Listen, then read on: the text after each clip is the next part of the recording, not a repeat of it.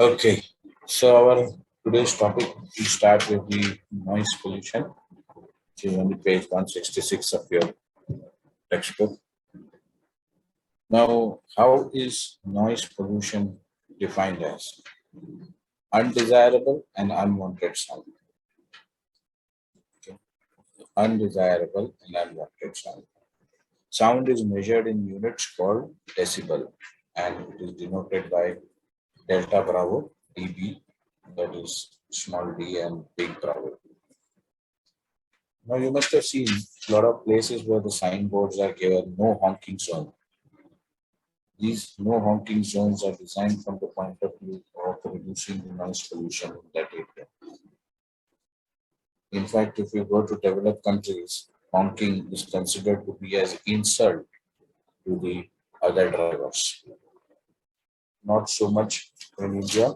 We honk at our will whenever we want, whenever we don't want. Also.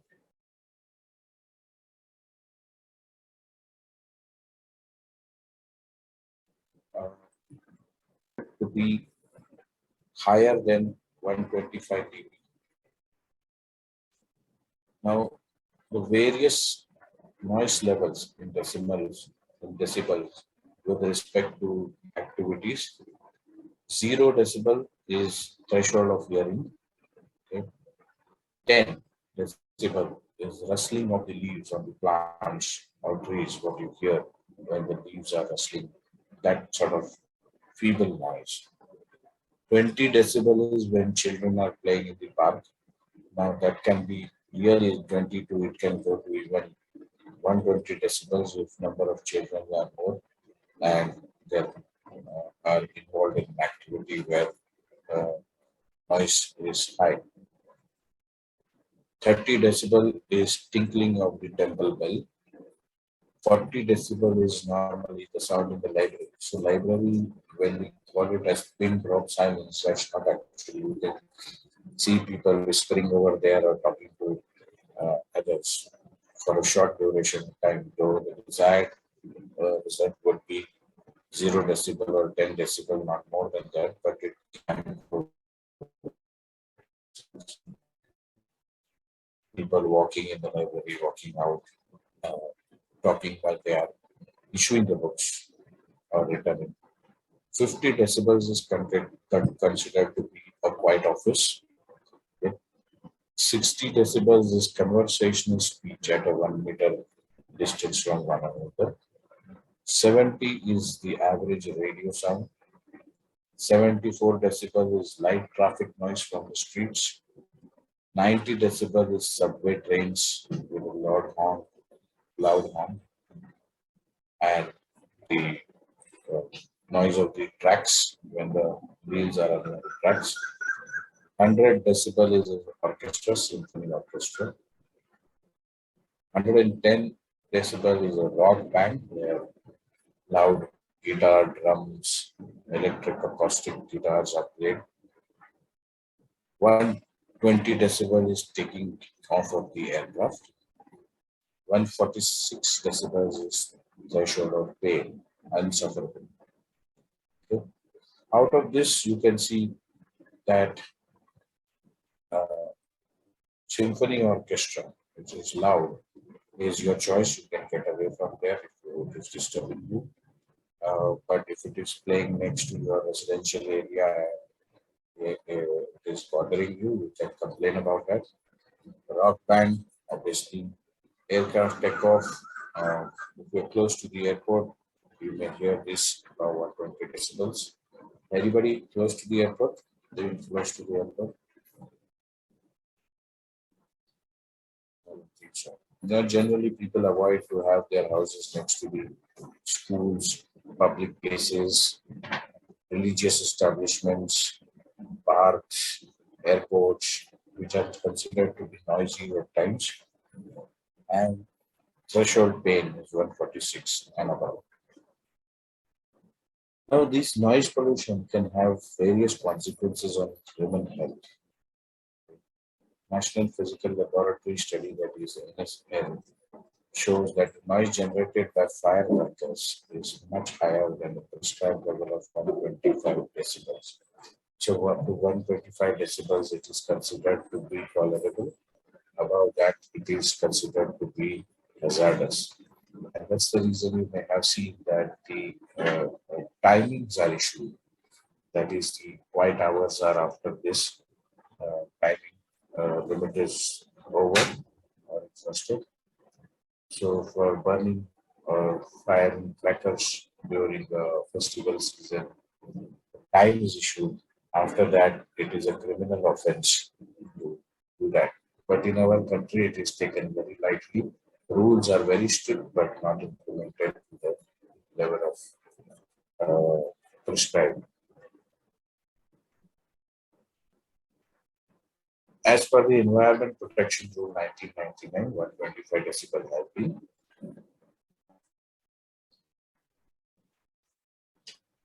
considered to be the noise level above which it can be disturbing. The most direct and harmful effect of excessive noise is physical damage to the ear and temporary or permanent hearing loss, especially when you are working on the ship.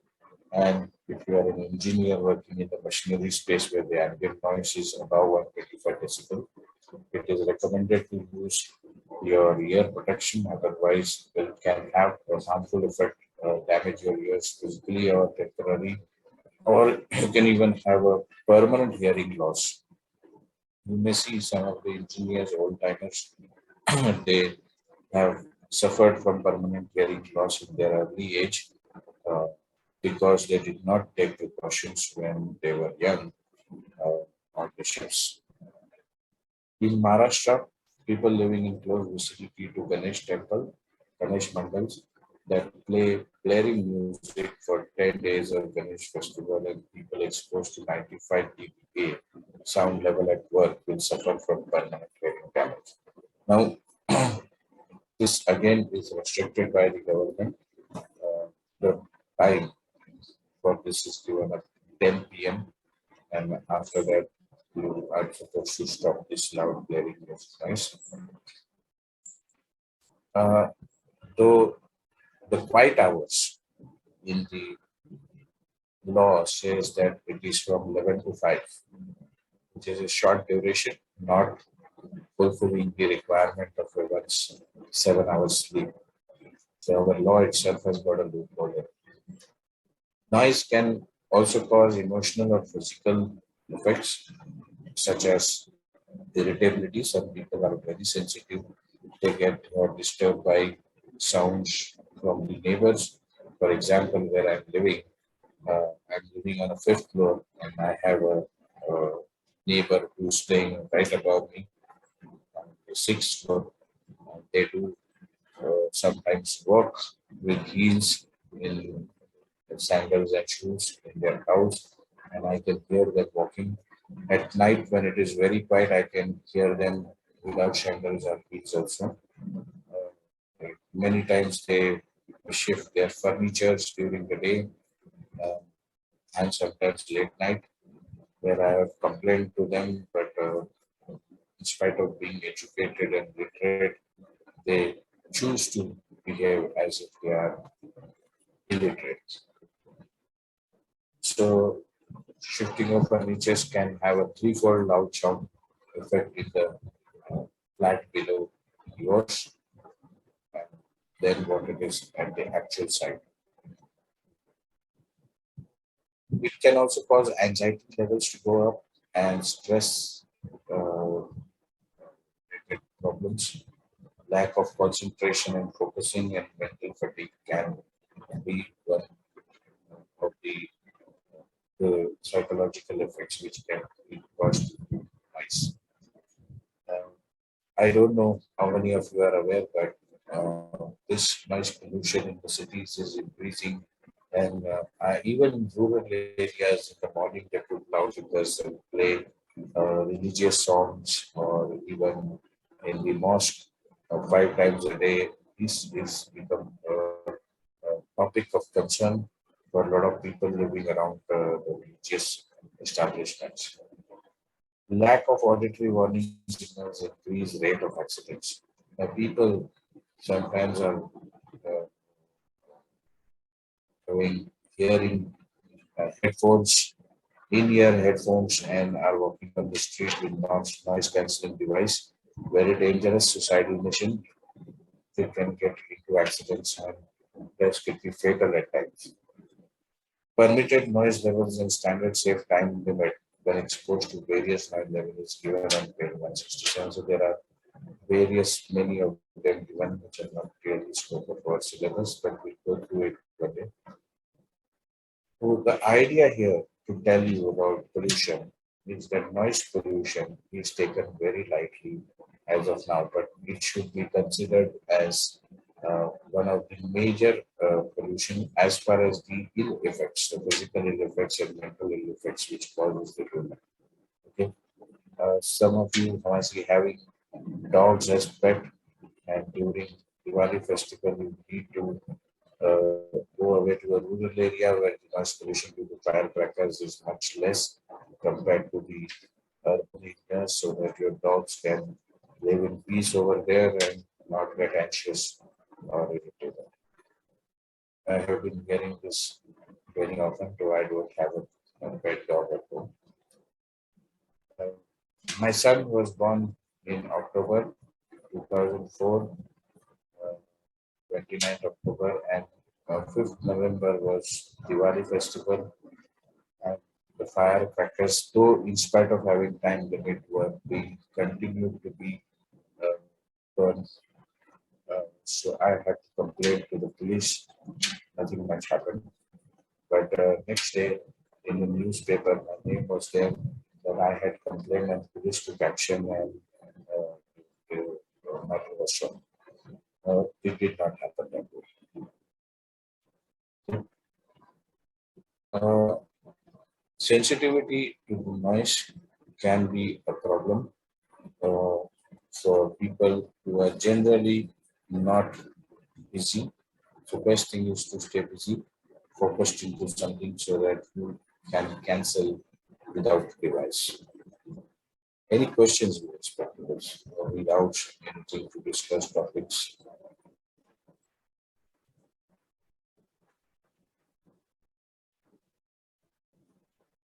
I presume you don't have any questions as usual. So,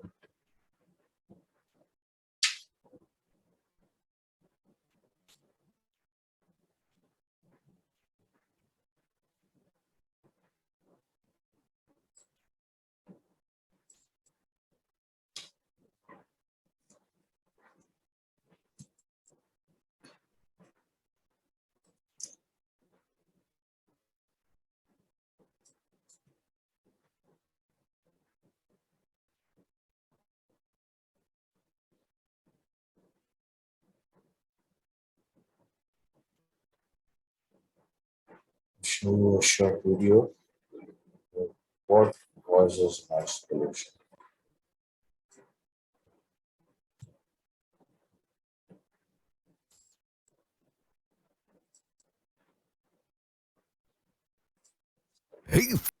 Okay, so noise pollution is going to be Annex 8 of the Marine Pollution Act.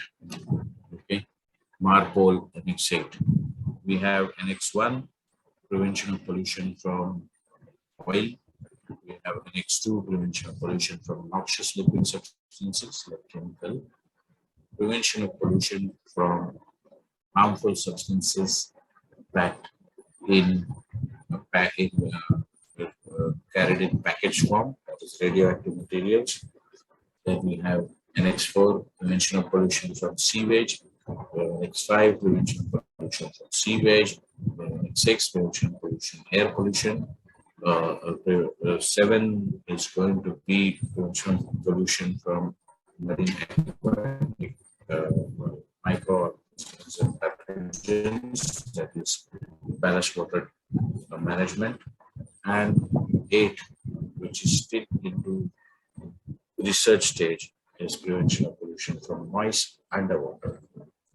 Okay, so we think that only humans have hearing power. Some of them can hear even up to lesser decibels than us, and they get irritated or they are not able to find their mate, or production is affected. Finally, the whole ecosystem is affected. So, for noise pollution is a cause of concern. We have to give thought for that and take preventive measures. Stop sharing this.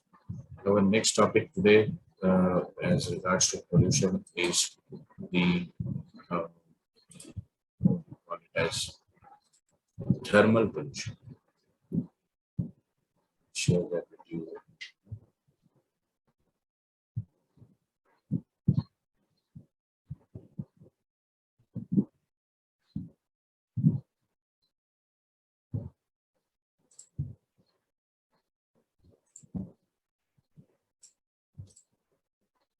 So, what is thermal pollution?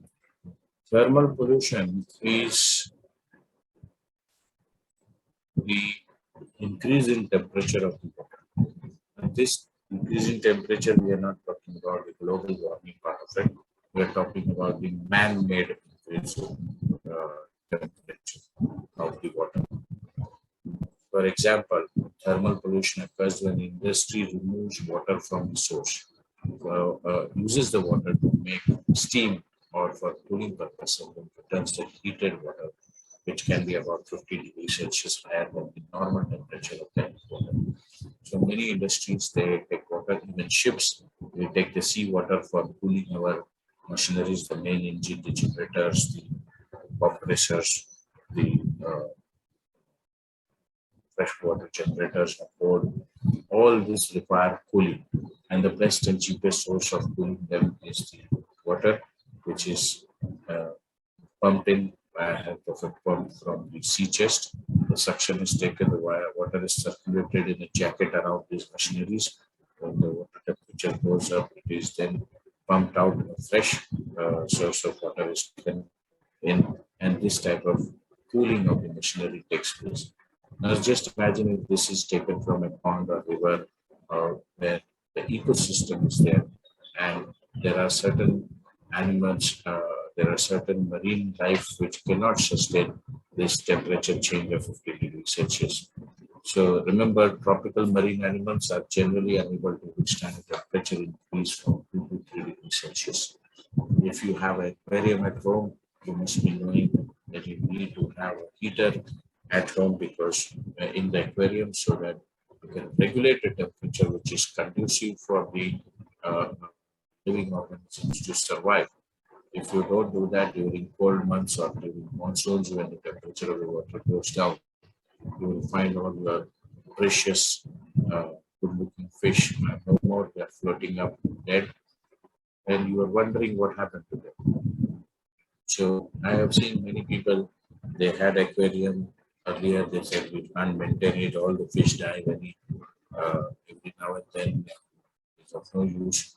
But it is something where it's a small ecosystem where you have to take care of a lot of things, and requires a lot of time, maintenance, and money. It's an expensive hobby to keep an aquarium at home. Uh, you, apart from light, regulating the light, regulating the temperature, you also have to look at the acidity of the water, the pH level of the water. You have to dechlorinate the water which you receive from the tap before you can put the fish into that. Otherwise, they do die for that also. Fluctuations, drastic change in temperatures also kill them. Fungal diseases, which often occurs during the monsoon, also spreads among them and they die. Now, there are some fish which thrive in warm water. So they will be found near this outlet of this industrial discharge of warm water, which is the cause of thermal pollution. But suppose if the plant is shut down for some reason or for maintenance reason, and then there is no warm water coming out, then this fish will die even if the temperature drops, because they are adapted to live in that warm water condition. So, anyways, this is change in drastic temperature of the water is not desirable, and the warmer temperature also decreases the solubility of the oxygen in the water. Now, if the oxygen present in the water is not enough for the marine life to sustain, that you won't find any ecosystem in that area. Most of the sponges, mollusks, and crustaceans die above 37 degrees Celsius. Now, 37 degrees Celsius is not a temperature for the humans to feel comfortable. That is on land. The water temperature does not go that high because water takes a long time to get heated up. But if in any tropical area, the temperatures go about 37 degrees Celsius, or if there is a hot stream over there, then the crustaceans, mollusks, and swans will die. They will not be present in that area. This will again result in change in the ecosystem and the diversity of the fauna in that place. Okay.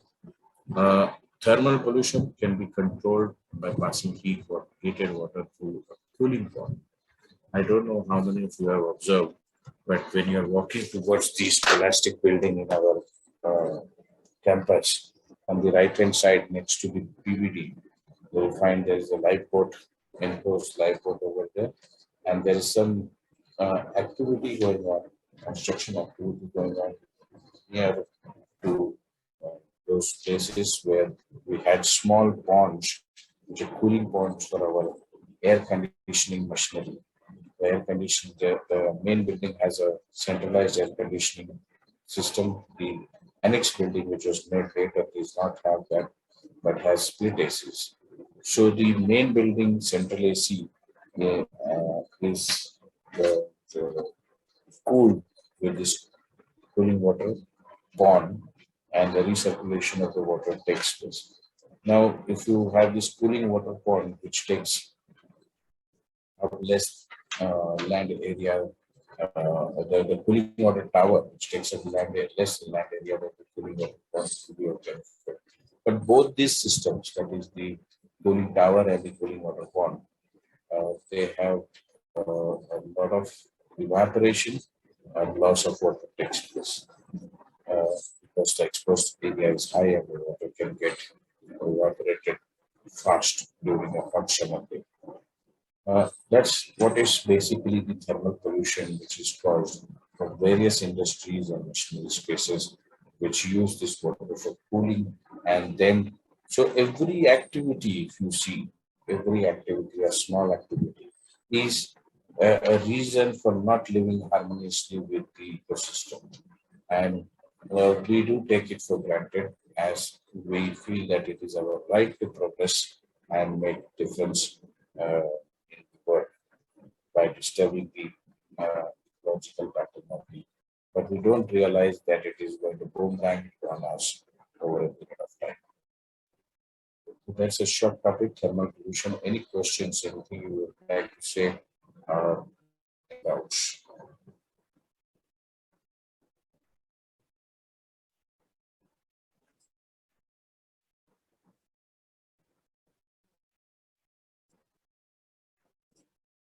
Again, no questions as usual.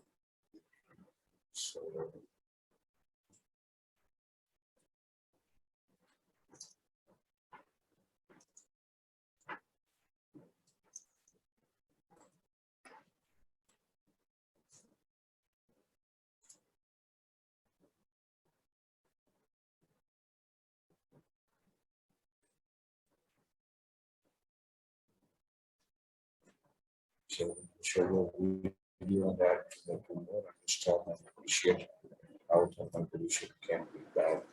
Hey guys, how are you all? My name is friends, and I will.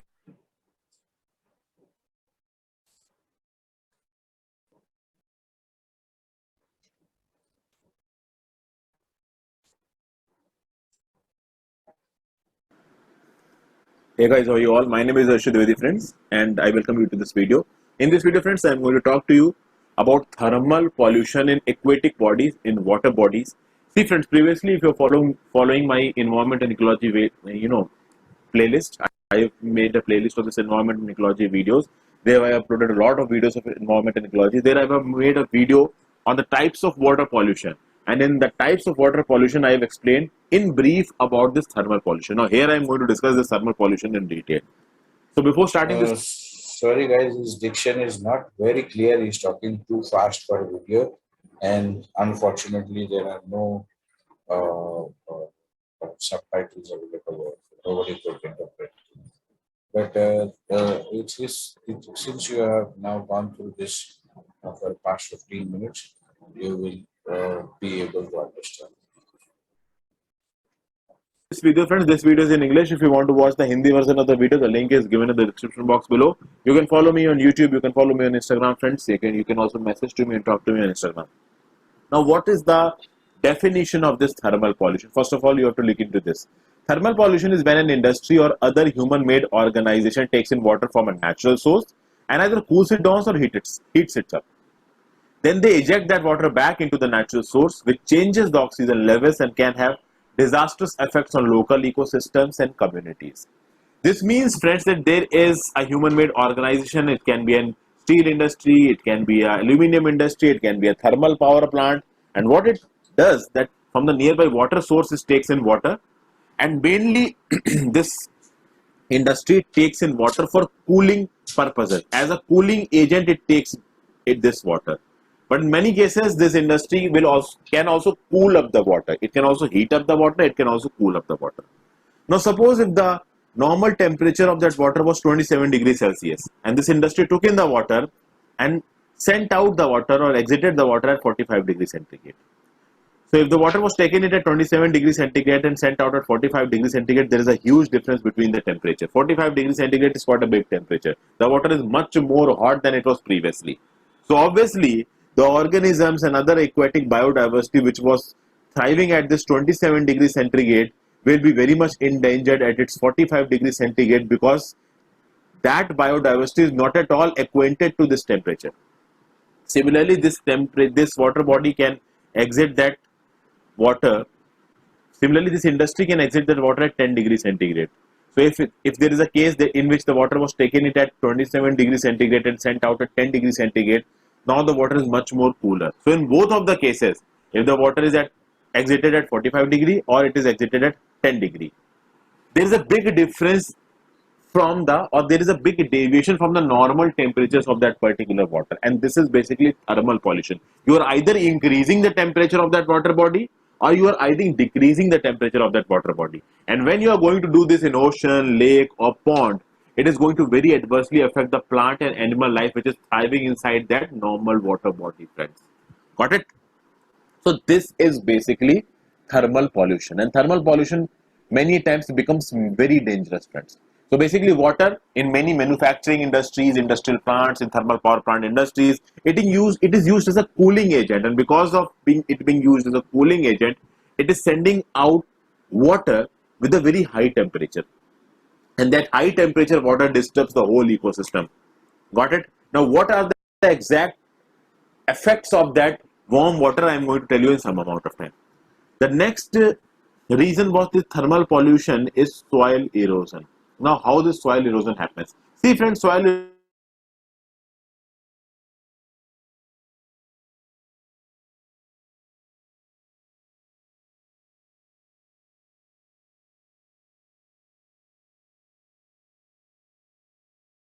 land, this is land here and this is water here. Okay, this is the bed of the water and the water level is something like this.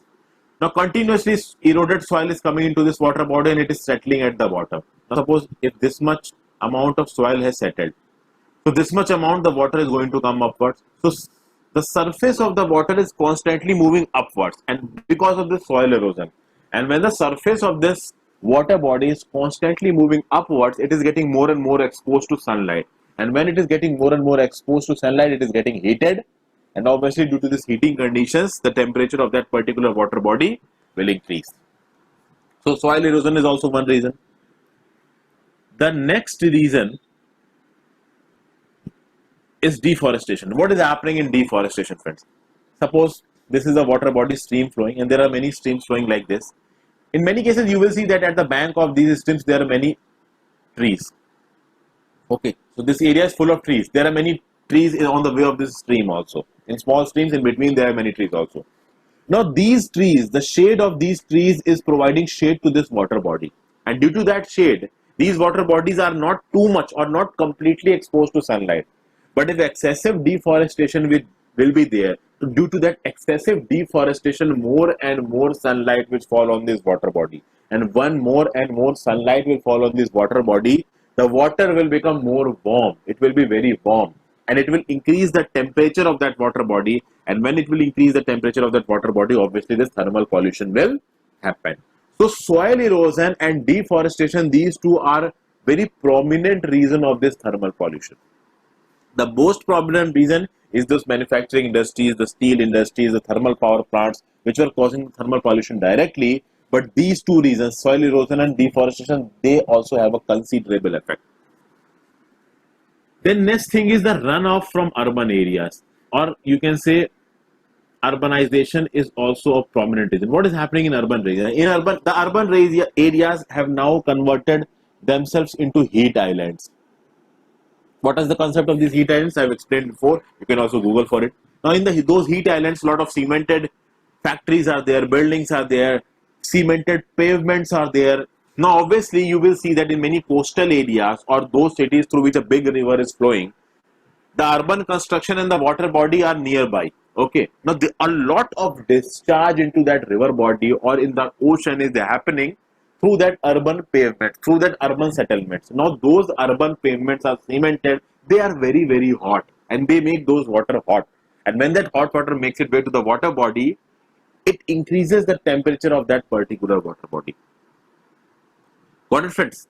So, this is one more reason of increasing thermal pollution. Now, in addition to soil pollution, there are some more natural causes. For example, beneath the surface of the seawater, beneath the surface of the ocean, a lot of tectonic activity is going on.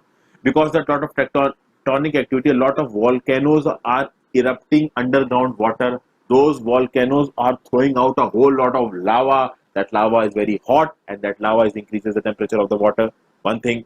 Then a lot of geothermal activity is going on. What happens in a geothermal activity? Two rocks, they are aligned in such a proportion that because of their, you can say, confrontation, a lot of heat is being produced. And because of that, natural heat is being produced at that place. This is known as geothermal energy. And that is also one natural cause of increasing water body temperatures. Got it, friends? So these are some of the reason of increasing thermal pollution. Now, friends, if we are going to talk about the thermal pollution, when we talk in the sense of these natural industries, industries, for example, these thermal power plants and the steel industries, these aluminum industries, they are causing a whole lot of thermal pollution. Now, some people say that these industries are important and whatever products these industries are producing, they are very important for the mankind to maintain their lifestyle.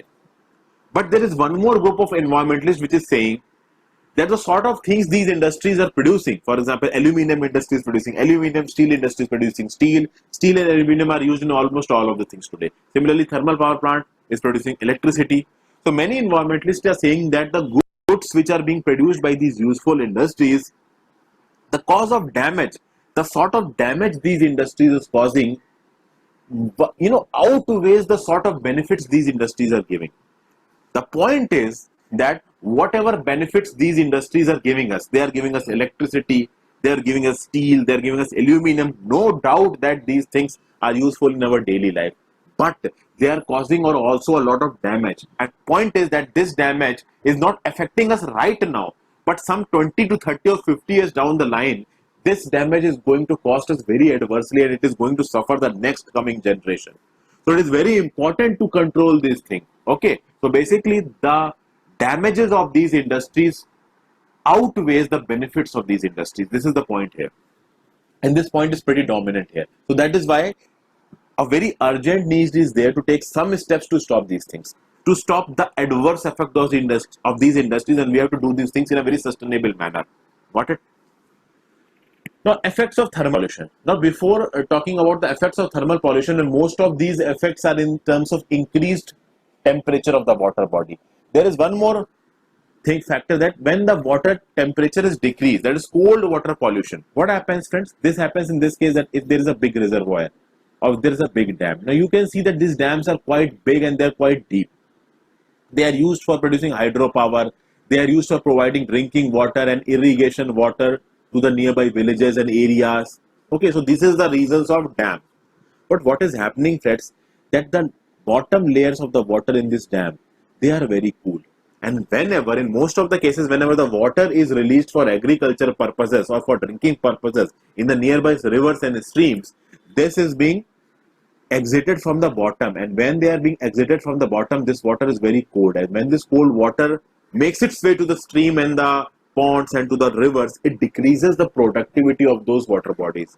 It decreases the efficiency of the organisms which are living, which are surviving in those water bodies. So this is one sort of cold water thermal pollution. So dams and reservoirs are the dominant factor for this cold water thermal pollution. Now, we are going to talk about the effects of thermal pollution in general and basically the specific effects of how hot water affects the ecology, the marine ecology, the aquatic water bodies. Whenever the water is hot, it is going to decrease the level of dissolved oxygen in the water. And this dissolved oxygen is very much beneficial for the plants and animals to survive because they are respiring that oxygen. And if this dissolved oxygen will decrease, obviously the plants and animals will get suffocated because they don't have enough oxygen to breathe in. And when they don't have enough oxygen to breathe in, they will die. Either they will move out, either they will migrate, or they will die. So the reduced level of dissolved oxygen will produce anaerobic conditions, and only those organisms will survive which are able to survive in these anaerobic conditions because the oxygen levels are going to decrease and the healthy green algae will be replaced by blue-green algae, and you will see the formation of algae on the surface of the water. So these types of things are going to happen. If the temperature of the water increases, the dissolved oxygen levels will go down. The next thing is that when this increased temperature water is being released by the industries into nearby water body, a lot of toxins are formed in this water body.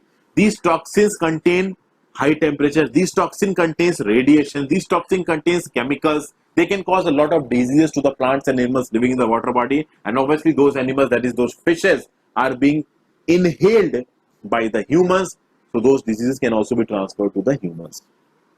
So everything is affected inside the water body, be it planktons, be it fish, be it amphibians, be it copepods, everything is affected inside the water body. Then immense loss to biodiversity happens. How the loss to biodiversity happens, this is very clear by now. This must be very clear to you by now, because obviously friends, the temperature has gone hot. Now when the temperature has gone hot, even a change of 1 degree centigrade can disturb the organisms a lot. So that those organisms which are not able to survive in higher temperatures, either they will die or they will migrate out. And those organisms which are able to survive in higher temperatures, they will come in. So the biological balance of that particular water body will get disturbed, and there will be a huge loss of biodiversity. And in addition to that, there will be mass killing of fishes, there will be mass killing of plants, insects, amphibians. In mass numbers, thousands, they will die. So it will be lethal for the aquatic ecosystem as a whole. Got it?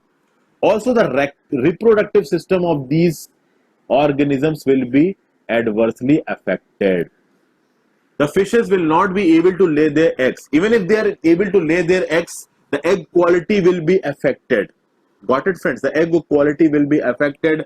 The newborns will not be healthy. They will have defects in them. And obviously, the immature eggs that will be produced in this high temperature, they will not be able to grow properly. There will not be normal development of those eggs. So the whole reproductive system as the whole of all the organisms will get affected. Also, the metabolic rate will increase. See friends, what happens when the water becomes cold? So obviously, in order to counter that cold, a lot of heat has to be produced. So the metabolic activity of that particular organism will increase in order to produce more heat. If that metabolic activity will increase, obviously the food intake will increase, the dissolved oxygen intake will increase, and obviously I've told you the dissolved oxygen levels are disturbed. Similarly, when the temperature is too hot, enzyme activity inside the fish and other organisms, that will increase, which will lead to a lot of consumption of food and dissolved oxygen. So the metabolic rate of the organism as a whole is affected in such a scenario, and that disturbs the longevity of fishes, that disturbs their normal existence. So these are the effects of this thermal pollution. Reproductive systems are affected, metabolic rates are affected, the migration of fishes increases, there is a big ecological impacts, thousands of fishes, insects, planktons will die, loss of biodiversity will be there, increased toxin levels will cause disease, and dissolved oxygen level will go down. So these are the effects of these things, friends. I hope this video was helpful for you. Thank you for watching this video.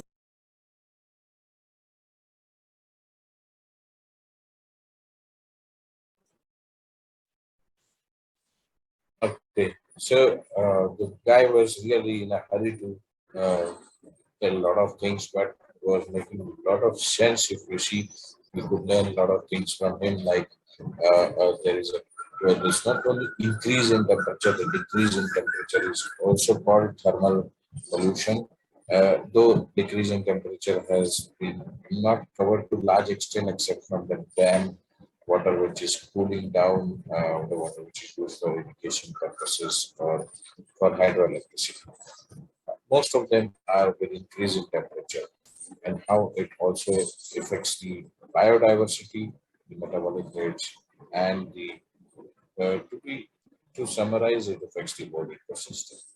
And we being part of ecosystem, we are also indirectly affected, which he rightly said we don't realize today because the effects are not seen today, but the next generation coming will be facing these problems. So environmental changes have to be seen from the point of view it has to be foresighted and precautions have to be taken. Global warming, the problem was foresighted long back. It has been to some extent we have been able to control it, but we cannot say that we have achieved what we wanted to. And though we have pushed back to some years the heating above the Mother Earth, but we have not completely been able to neutralize it. Okay. So let me other part of this.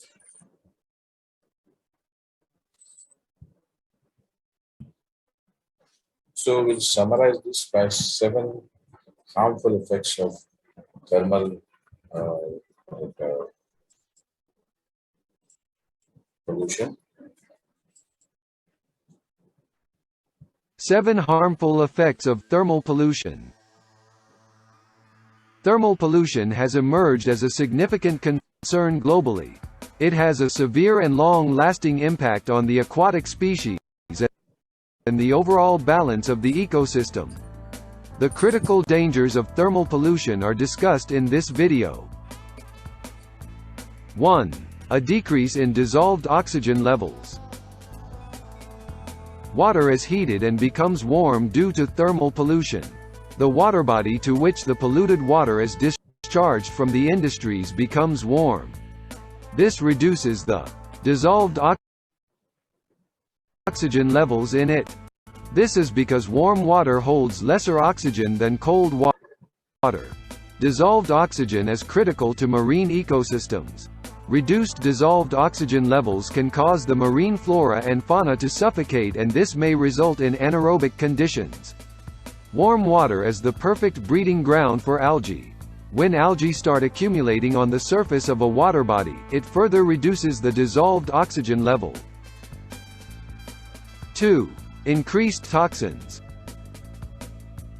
Thermal pollution is marked by the discharge of polluted and warm water from industries to a nearby water body. The release of contaminated water causes a drastic increase in toxin levels. Discharged water can contain dangerous toxins like methane, carbon dioxide, arsenic, etc. that can be detrimental for marine life. Such toxins can have a severe impact on the local aquatic ecosystem and the ecology. It can make the marine creatures and plants vulnerable to different diseases and make it difficult for them to thrive in their natural setting. 3. Biodiversity reduction. As already mentioned, thermal pollution can have a severe impact on the local aquatic ecosystem. This can affect the biodiversity in the locality. Biodiversity is essential for maintaining the balance of the ecosystem. It is also needed for feeding the human population and maintaining human health. When the pollution levels increase in water bodies due to thermal pollution, it can make the aquatic ecosystem unfit for many species.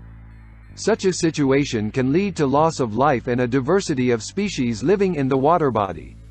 It can impact the overall ecological balance. 4. Adverse impact on ecology. The ecological balance should be maintained at all costs. It is imperative for the survival of different species, including humans. When water bodies become suddenly polluted, it can cause toxin levels to rise.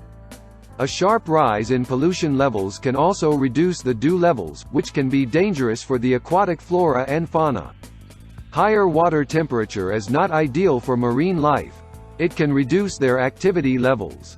There are aquatic species that are highly sensitive to the rise in water temperature. Some of them can be sensitive to even a 1-degree rise in temperature. 5. Impact on reproductive systems. Thermal pollution causes a sharp increase in water temperature. It also causes an increase in toxin levels and a reduction in dissolved oxygen levels. This can negatively affect the reproductive systems of the aquatic species.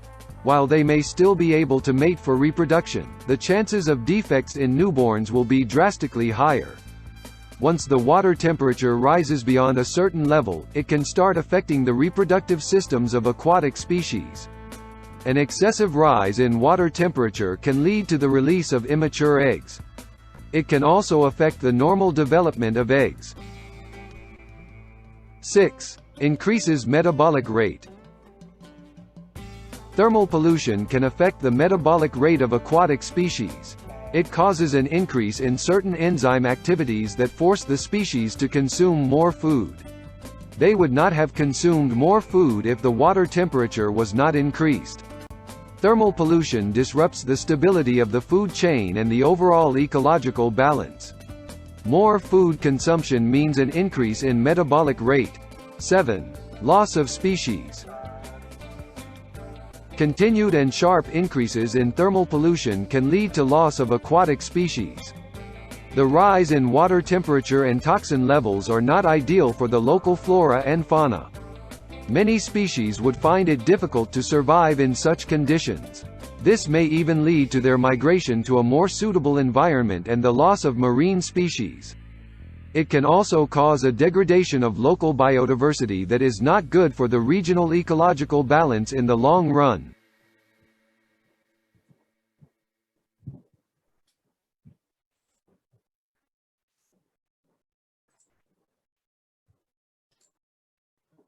So the last one, there was loss of species were not spoken earlier. We had only spoken about the six points. The seventh one is loss of species altogether becoming endangered and extinct.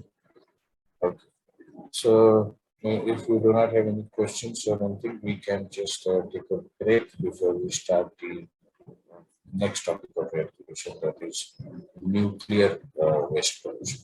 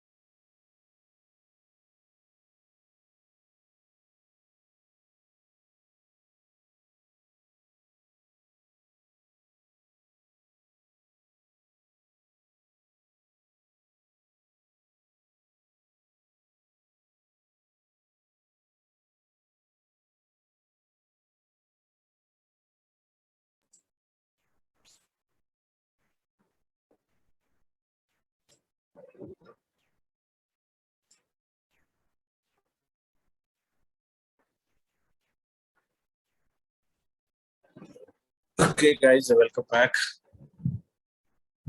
So we're talking about nuclear hazards, which is in the page 169 of the textbook.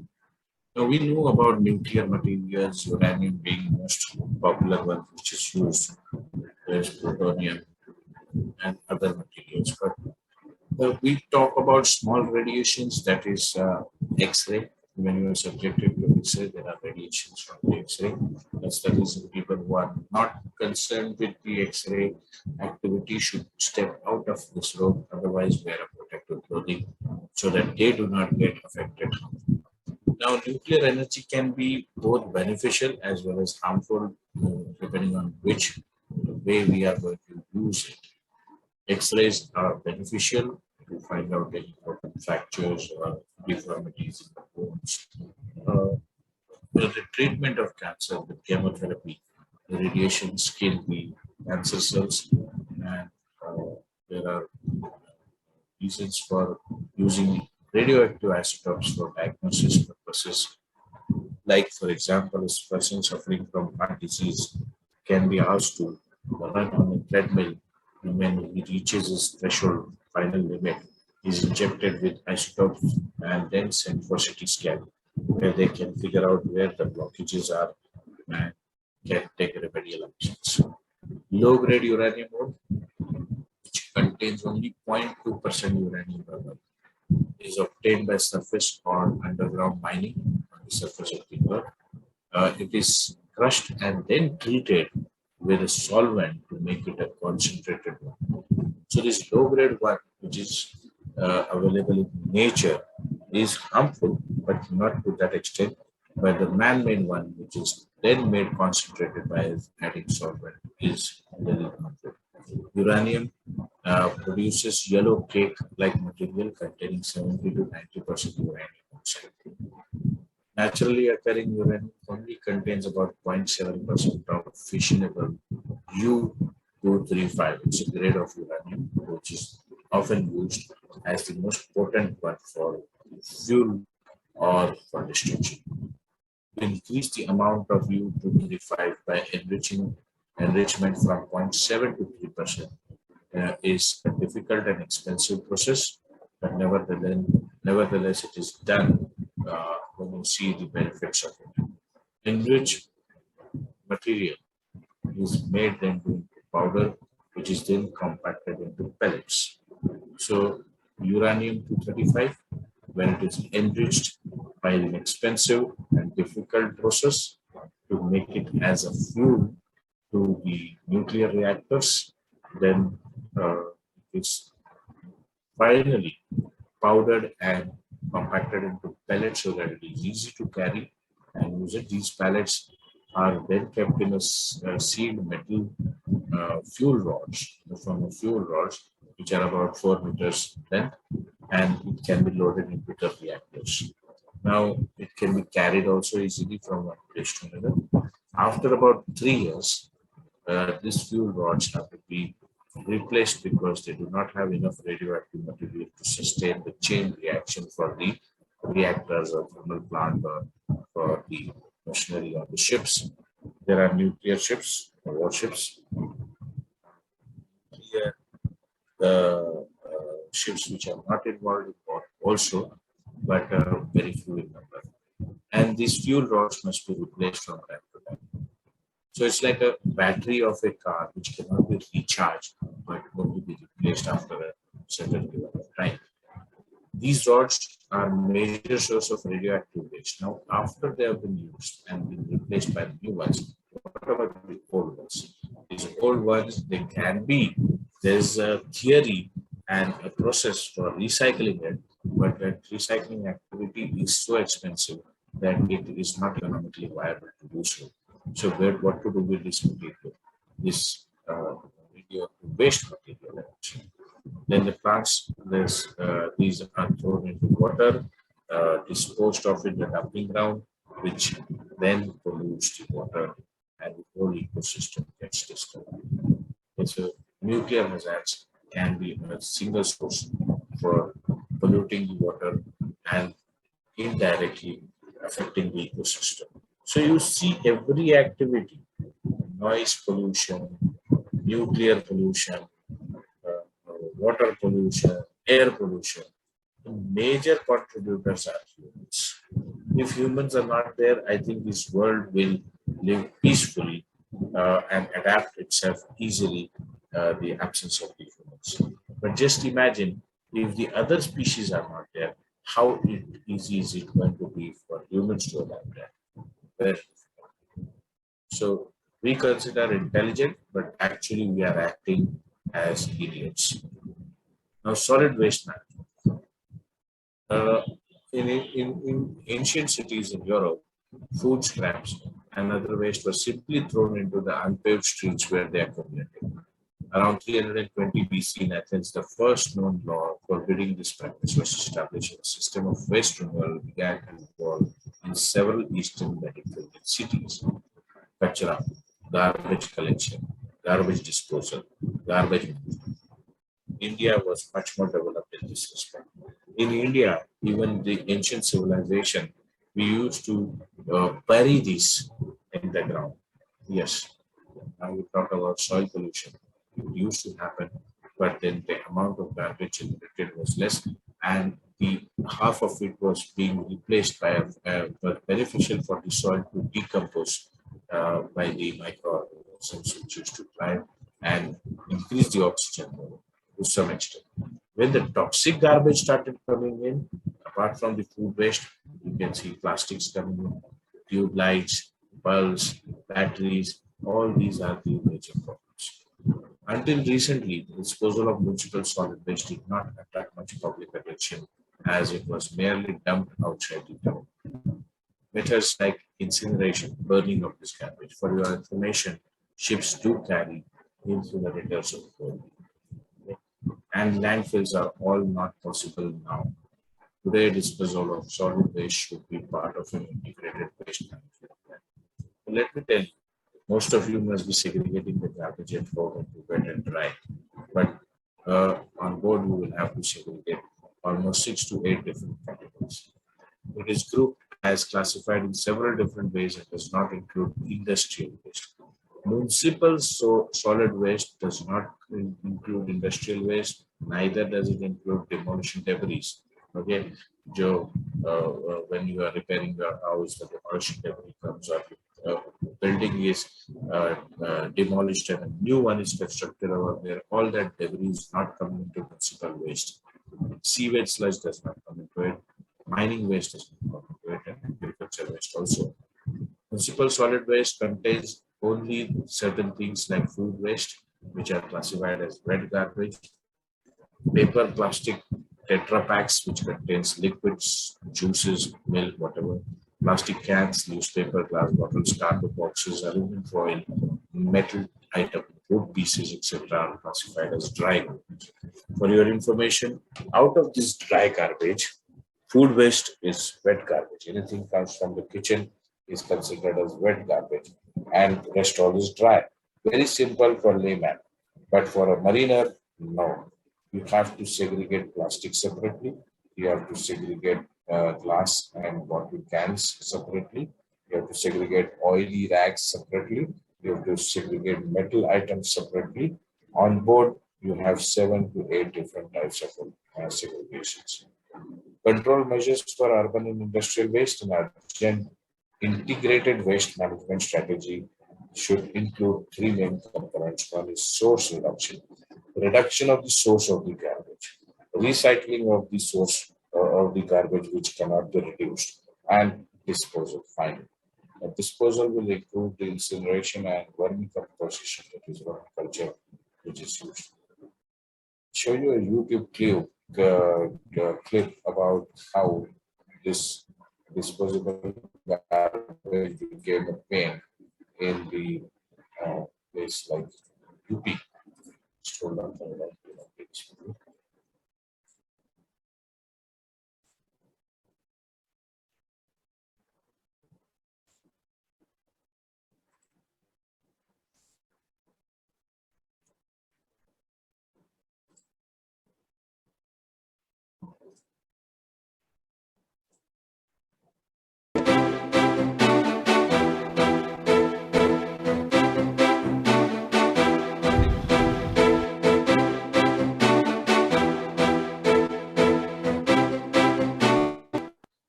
जैसे जैसे garbage बढ़ता गया, कूड़ा जैसे बढ़ता गया वैसे ही बढ़ता गया।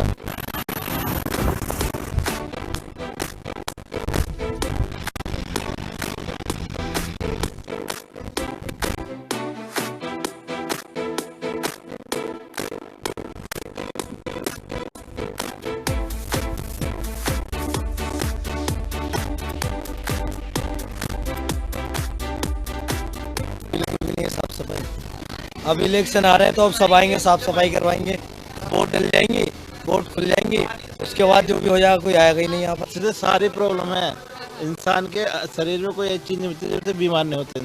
इससे सांस की बीमारी बनती है, तौर पे जोर पड़ता है आंखों पे, और किडनी खराब होती है, तो परेशानी होती है, धुआं इधर को आएगा तो परेशानी है।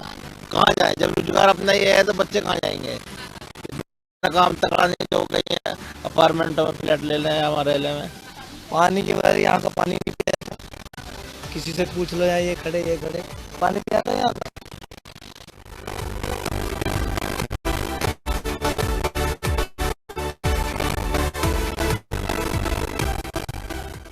अब जान के खतरा है, आते हैं फायर ब्रिगेड वाले, बुझाने वाले बुझाते हैं, मशीनों से बुझवाया जाता है, एक्सीवेटर से बुझवाया जाता है।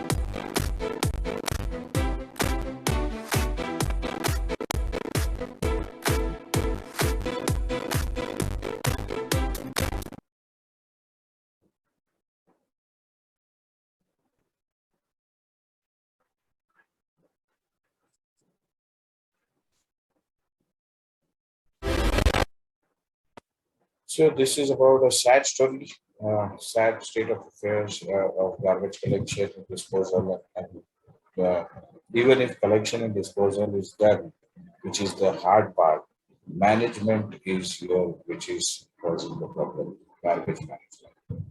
So there are some happy stories also, which is not only that India has got all the sad stories. Surat, one of the states, one of the places in the Gujarat state, has come up with a happy story where they emerged from the dirty city to a very most clean city in the country.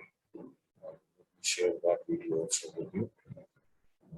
Realize how we can, if there is a will, there is a way.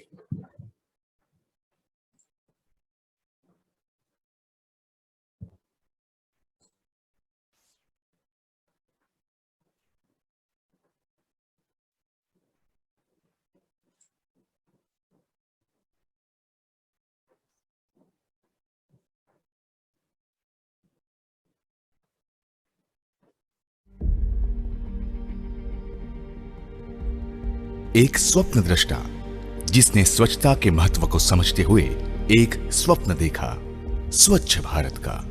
इस सपने को सच करने का बीड़ा उठाया है हमारे आदरणीय प्रधानमंत्री श्री नरेंद्र भाई मोदी जी ने।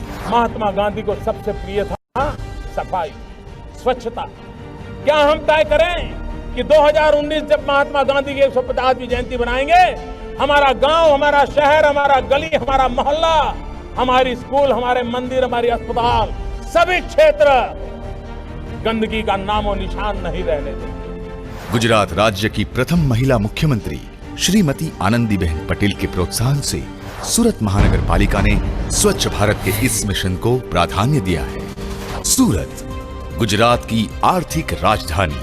सूरत शहर को कई खिताब मिले हैं, सिल्क सिटी सूरत, टेक्सटाइल सिटी सूरत, डायमंड सिटी सूरत और क्लीन सिटी सूरत। प्रतिदिन 1600 टन ठोस कचरे के प्रबंधन के लिए सूरत महानगर पालिका ने सॉलिड वेस्ट मैनेजमेंट के क्षेत्र में सुनियोजित कार्यनीति को अपनाया है।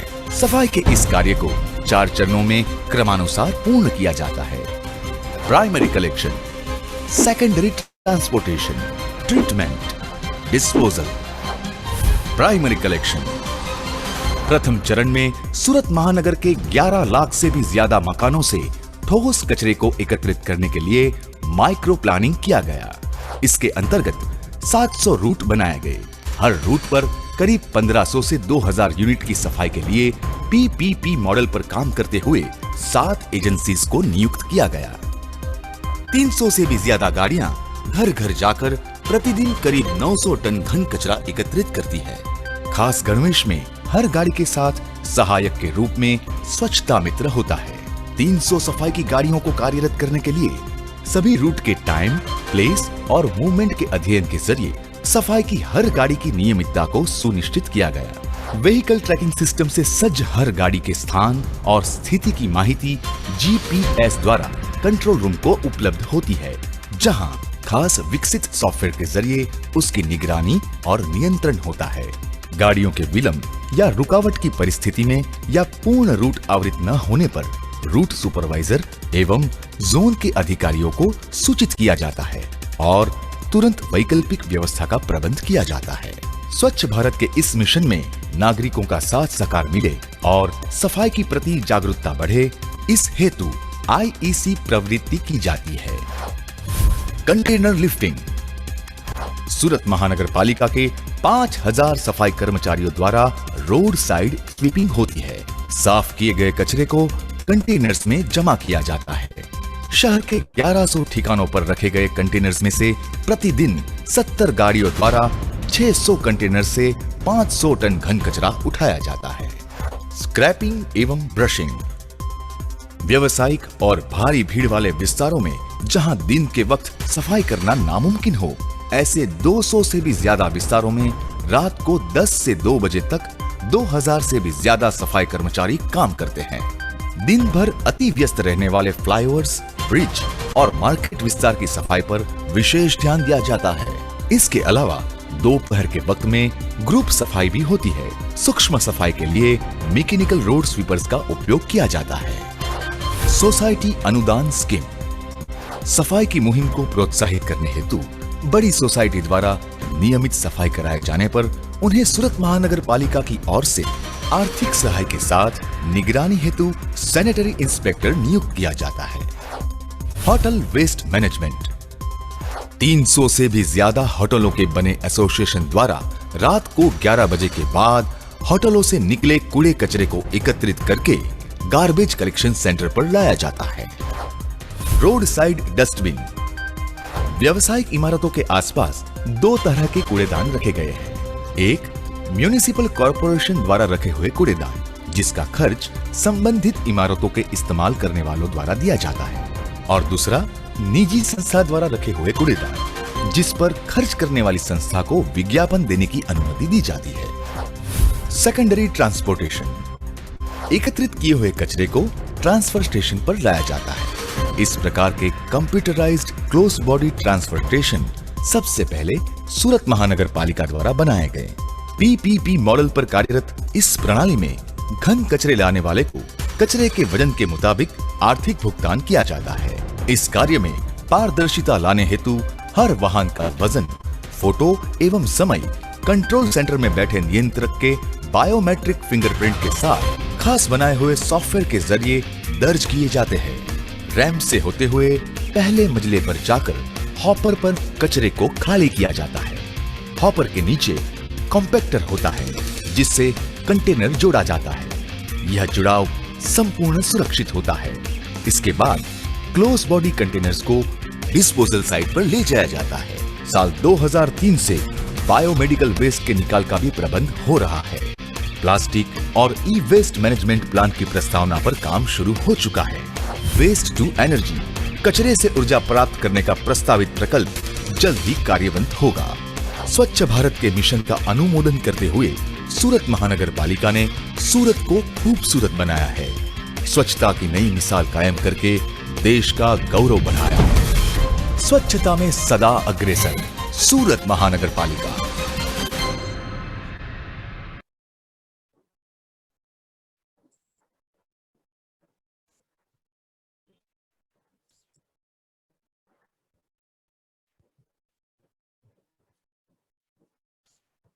Okay. Time for your attendance.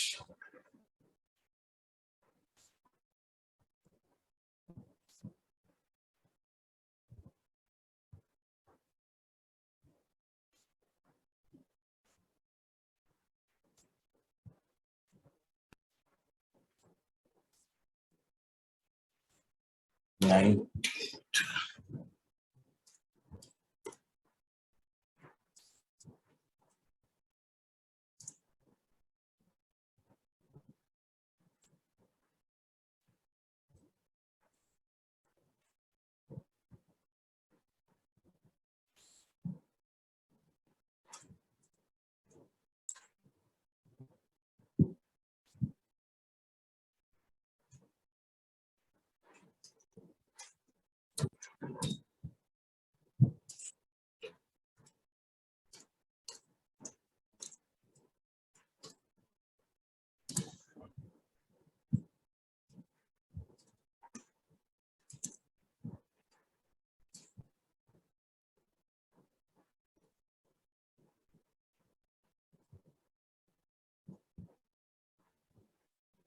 Om Priyam, Present, sir. Parth Chaturvedi, Parth Chaturvedi 042. Can you read me? Palaria Nitendra, Present, sir. Paras Raj Singh, Present, sir. Patil Nilesh Prakash, 045. Patil Nilesh Prakash, Piyush Kumar, Present, sir. Piyush Singh, Present, sir. Nitin Kumar Dash, Present, sir. Qureshi Abdul Ahad, Present, sir. Raju Kumar, Ranbir Singh, Present, sir. Ritul Singh,